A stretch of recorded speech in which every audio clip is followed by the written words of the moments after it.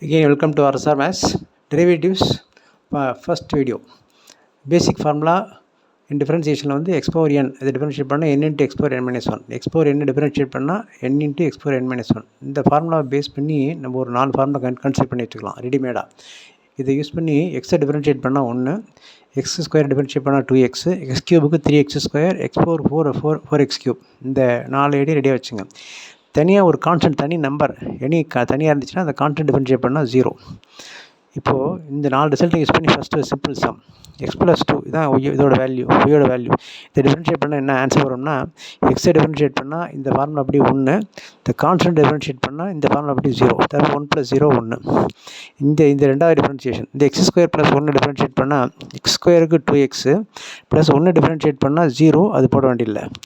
இங்கே அதை பொறுத்த வரைக்கும் இந்த சம் பொறுத்த வரைக்கும் ஒரு மாடல் சம் x ஸ்கொயர் - 7 இதை டிஃபரன்ஷியேட் பண்ணோம்னா x ஸ்கொயருக்கு 2x - 7 கான்ஸ்டன்ட் டிஃபரன்ஷியேட் பண்ணால் 0. அப்போ 2x மட்டும் போட்டால் போதும்.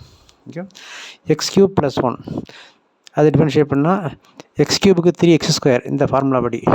தென் இந்த கான்ஸ்டன்ட் 1 டிஃபரன்ஷியேட் பண்ணால் 0. அதாவது இந்த 4 ஃபார்முலா யூஸ் பண்ணி ஒரு மாடல் போட்டிருக்கோம். இதே வந்து எக்ஸ் பவர் இந்த எண்ணுக்கு பதிலாக மைனஸ் நம்பர் இருந்துச்சு வச்சுங்க, எக்ஸ் பவர் -1 இருந்துச்சுன்னா அதை 1/xன்னு எழுதிக்கலாம். இந்த இடத்துக்கு இந்த ஃபார்முலா நம்ம அப்ளை பண்ணோம்னா அதுக்கு வரக்கூடிய ஆன்சர் வந்து -1/x². தேர்ஃபோர் இது ரெடிமேட் ரிசல்ட்டாக வச்சுக்கலாம். 1/x டிஃபரன்ஷியேட் பண்ணால் -1/x². அதுபோல் x பவர் -2ங்கிறது வந்து 1/x²ன்னு வச்சுக்கலாம். அப்போ x பவர் -2 இந்த ஃபார்முலா வச்சு டிஃபரன்ஷியேட் பண்ணோம்னா we get -2/x³. அதுபோல் next x power -3 we can rewrite this as x1/x³.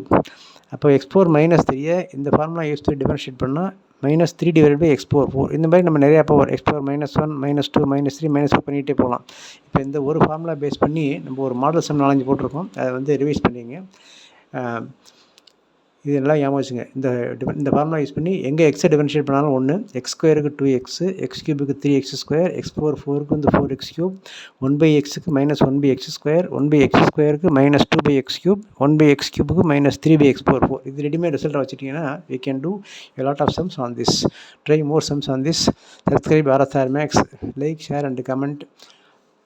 Listen the video carefully. It will be very useful to you. Thank you.